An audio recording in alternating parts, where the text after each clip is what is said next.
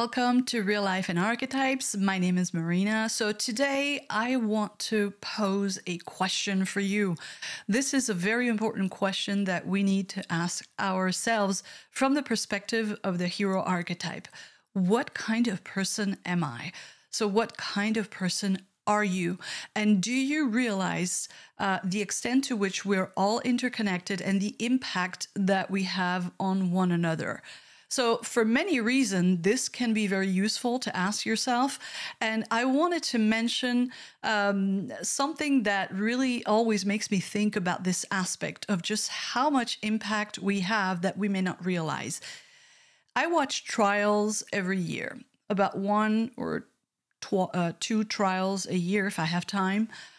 Because they're very time consuming, they require dedication, but it's something that I've always done all my life. I just love that. And you realize, when you see the deeds of one person, so here I'm going to refer to criminal trials, you see how the actions of one person has such an impact on so many levels and in so many areas of life. Related to that, before I continue, I want to mention this incredible TV show, The Fall, with Gillian Anderson and Jamie Dornan. It's Jamie Dornan. Okay, so what I want to mention about this show is just, first of all, it's a masterpiece.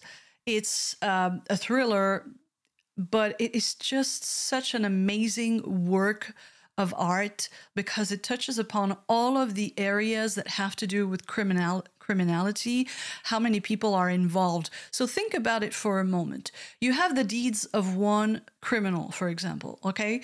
So we have a victim. So that's already an impact. You have the victim's family. You probably are going to have the perpetrator's family as well. That's another area. Now you have first responders. You have crime scene investigators. You have the detectives. You have the medical, doctors in hospitals, nurses, everybody involved. You can see in the show in particular, you're going to see everything. You have the prosecutors. Okay, so if there's a trial, this activates a whole machine. That's taxpayer money as well. Okay, so this is because of the actions of one person, the negative actions of one person. But think about how it's connected to so many things. Now turn it around and think about the positive actions, the positive impact that you can have on so many levels. Because one of the functions of negative stuff, and that's, that belongs to an archetype that has to do with the shadow, the darkness of life. When you see the darkness of life, the function of this archetype and those experiences, those universal human experiences, is to bring contrast so that you can see something. So in this case, when you watch a trial, a criminal trial in particular, because it's really dark, you're going to see just how many people are impacted. It's just crazy just because of the actions of one human being. So what kind of person are you? What kind of person do you want to be? That is the conflict of the hero archetype. The hero relates to the sense of potential. There's something in us, a seed that wants to become, okay? And that is why we have energy. That's the masculine energy that we all have. The hero is masculine. It wants to do, it wants to conquer, but it wants to become. That's what it really wants. It wants to be fulfilled. It wants to live fully. It wants to give it all you've got in life. That's the kind of experience that, from the perspective of the hero and all the decisions that the hero makes, that's what it wants to experience, to have a full life, to not go to the end of your life and have what the greatest statistics say about people who are on their deathbed, who regret the most what they didn't do. Okay, so that's the hero. The hero is the number one because that's the one that's going to activate intention and direction. if you don't respond to the call of the hero, okay, and think about that word, the call, calling, vocation, all of that stuff. It's about honoring this energy that you have inside, that you're supposed to fulfill something. There's a mission, there's something. And people who have a lot of that energy, they can feel it. There's a sense of destiny, and there's a need to have, the freedom and the space to really go at it. The problem is that this is going to be felt as conflict at first. It's an inner conflict that is going to manifest as having a lot of conflict with the world, either because you want to conquer and you're going to push yourself. This is the hero's energy, activating the muscles and pushing yourself, or because, you have a frustration and you're going to create conflict with the world because actually you're not the person that you feel somehow that you're meant to be. And that is the dilemma of the hero. It's all about fulfilling your potential. As you respond or don't respond to the hero, and by the way, the sense of the call, I don't know if some of you do dream work, but it's funny because in my own life crisis, I started to have like really huge dreams. They derived into, astral projections and all of that kind of crazy stuff. But the first big dreams that I was having, there was a telephone ringing. And I realized that many years later when I was working with my Archetype system and all that stuff. And I thought, holy crap, that's the call. Remember the Matrix with the phones?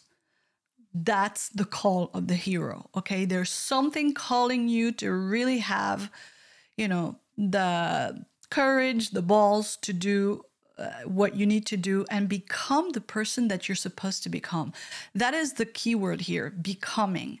Because of course, think about, how many levels of pushing yourself there can be. Maybe you're going to force yourself too much onto others, or maybe you just want to be left alone because that's also, the loner energy in the hero. Hey, I have my path, my mission, leave me alone. I want the freedom, the space, and I don't want to have to deal with anybody. I just need to respond to the call of the energy that is pushing me.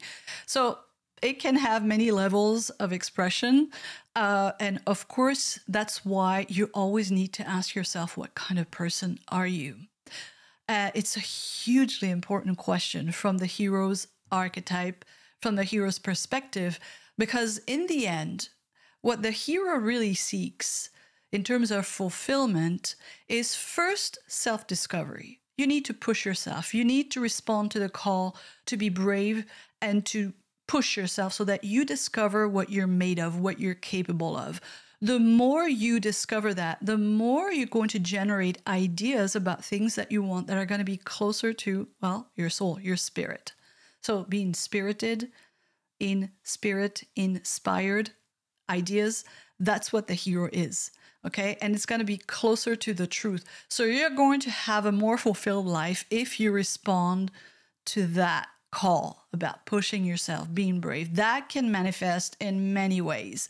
In my case, for example, it's like my life is destroyed. I need to have the courage to stand up again, and deconstruct and rebuild my entire life. So it can manifest in a lot of ways, but you're going to be called to do it.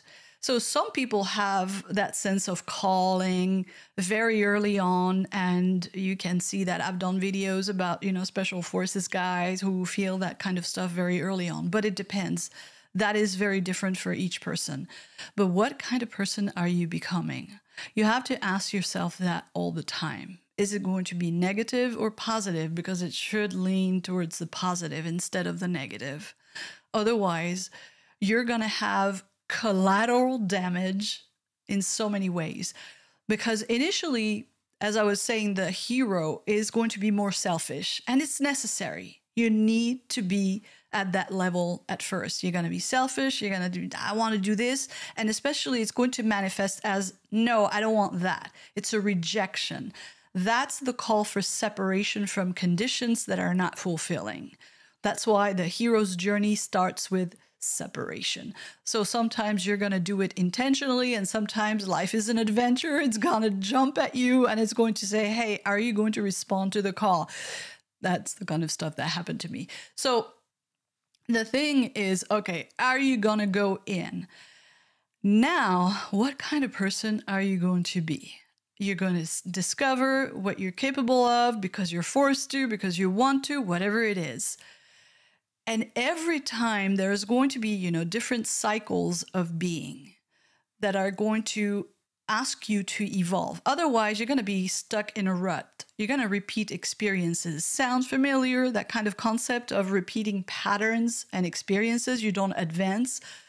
Well, that's because you're not answering the call of the hero. That is always challenging you to test and push yourself more so that you get to align more and more with some pure intention. Ultimately, the hero needs to evolve. So at first, it's more selfish. I want to do, I don't want that. I want, I don't want. It's like the terrible twos. It's like the teenager. Leave me. You need to sort of discover your individuality and your strong individuality. Then you have another kind of phase that is the cause, the activist, that's sort of looking for a cause. Hey, I want to fight. I want to fight for something. I want to fight for something meaningful. But whether it's the first phase or the first level and the second level, you're still in conflict. You're fighting. You're always fighting in conflict. The highest level of the hero is when you're more aligned with something that you love, with what you really want to be, and also participate in the world in a more positive way. And you engage in conflict only when it's necessary and for a positive outcome. Okay, so that's the ideal thing. Of course, it's a concept, real life is challenging. But the question of what kind of person am I is something that we can ask ourselves to see how our hero archetype is doing. Because in fact, we're going to see a lot of collateral damage in life. We all make mistakes. We all, separate, break things, break relationships, isolate, whatever, because we respond to the call or we don't respond to the call. And we're always going to have that choice about the negative and the positive. This is also part of the shadow archetype, the one that deals with the dark side of the human experience.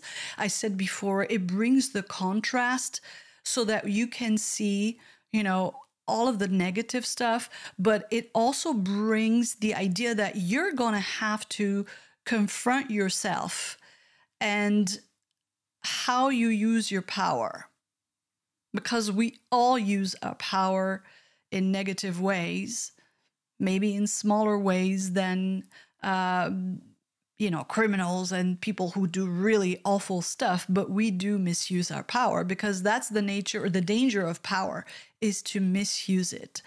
So again, this is interesting because both of these archetypes are related, the hero and the shadow, the one that has to deal with the darkness of using or misusing power and everything that is really negative, especially related to, relationships, okay? We have to deal with everything that is dark, power, betrayal, and all of that stuff. Well, that's so that you can look at yourself and make big decisions about what kind of person you want to be. Because we're going to be attracted to power and to behaving in ways that are going to be powerful, controlling others. And the thing is that we don't want to see that. That is the function of, the shadow archetype, is to force us to confront that. And most people do not. And that means that you're not going to be the kind of person that is optimal from the perspective of the hero, because the hero is supposed to bring something into the world. That something is yourself. It's the best self that you can be, the highest self. That's what the hero is really all about. And the whole adventure of life has a lot of challenges. First of self-discovery, you purify what it is that you want, what it is that you love, and then you have to start to live in the world. You have to coexist with others, and instead of being in conflict and in confrontation with everyone, you're going to have to coexist, and then you're going to have to bring something. So there's always something going on with the hero. And part of the hero's journey is the return. The return is super important because it's very difficult. This is where you go through the phase of transition. So when you go through the adventure of the hero, maybe you've pushed yourself, you've discovered a lot of stuff. Think about the warriors, special forces.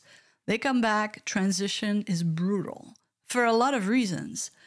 But this is something that we all need to go through, to think about all of our experiences. Are we going to learn from our experiences? And then are we going to reconnect with engaging in the world, the kind of person that we're going to be in a positive or negative way?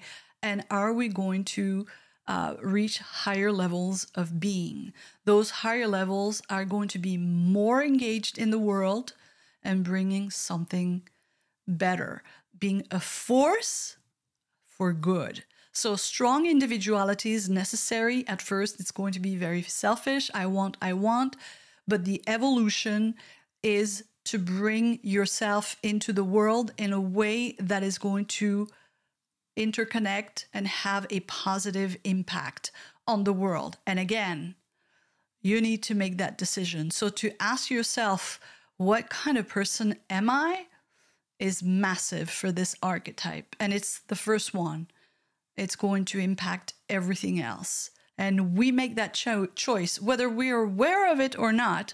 We make a conscious choice of the kind of person that we're going to be. If we're going to be helpful, supportive, bring some wisdom, positive or negative. So the dark or light, okay? Are we going to be darkness, light? All of that stuff are questions that the hero needs to ask. So that's the question I'm going to leave you with. What kind of person are you?